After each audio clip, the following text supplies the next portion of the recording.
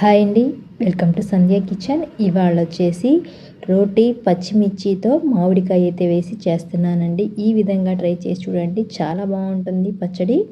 ముందుగా 1 స్పూన్ దాకా పల్లీలు అయితే వేసుకొని కొంచెం ఆయిల్ వేసుకున్న తర్వాత ఇదంతా సిమ్లో పెట్టేసి బాగా వేయించుకోవాలి. ఈ విధంగా కొంచెం వేగిన తర్వాత ఇవైతే ఒక ప్లేట్లోకి అయితే పెట్టేసుకుందాము. ఇప్పుడు ఇదే కడాయిలో కాస్త ఆయిల్ అనేది ఉంటుంది కదా, ఇందులోకి 1 స్పూన్ దాకా ధనియాలు వేసుకోవాలి, 1/2 స్పూన్ దాకా జీలకర్ర వేసుకొని కొంచెం 1/2 స్పూన్కి తగ్గించి మెంతులు అయితే వేసుకోవాలి. ఇవి కూడా వేసుకొని సిమ్లో పెట్టి బాగా వేయించుకున్న తర్వాత ఒక ప్లేట్లో పెట్టేసుకుందాము.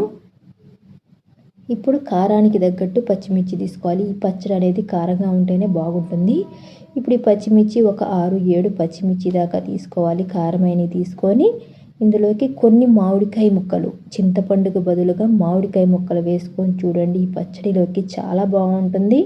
ఇప్పుడు మామిడికాయ సీజన్ కాబట్టి ఒక ముక్క దాకా మామిడికాయ తీసుకొని పైన చెక్కు తీసేసి ఈ విధంగా ముక్కలు కట్ చేసుకొని వేయించుకోవాలి.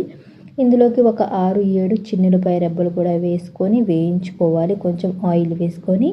ఇవి కాస్త వేడి ఆరిన తర్వాత ఇప్పుడు నేను రోటీలో అయితే చేస్తున్నానండి, మిక్సీలో కాకుండా రోట్లో వేసి దంచుతున్నాను. ఇప్పుడు మనం వేయించుకున్న ధనియాలు, పల్లీలు, జీలకర్ర, మెంతులు ఇవన్నీ వేసుకొని బాగా మెదుపుకోవాలి.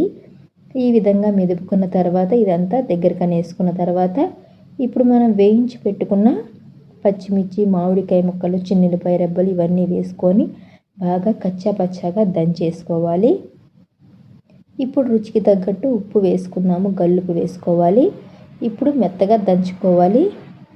అయితే ఫ్రెండ్స్, నేను చేసే వీడియోస్ కనుక మీకు నచ్చినట్టయితే లైక్ చేయండి, సబ్స్క్రైబ్ చేయండి. ఈ విధంగా మెదిగిపోయింది కదా, ఇంకా బాగా దంచుకోవాలి. మామిడికాయ ముక్కలు బాగా మెదిగిపోవాలి, అప్పుడే ఈ పచ్చడిలోకి కమ్మగా ఉంటుంది. ఈ విధంగా మెత్తగా మెదిగిన తర్వాత ఉల్లిపాయలు కూడా వేసుకొని కొంచెం దంచుకోవాలి. ఉల్లిపాయలు కూడా కొన్ని మెదిగిపోవాలి, అప్పుడు ఈ పచ్చడిలోకి బాగుంటుంది.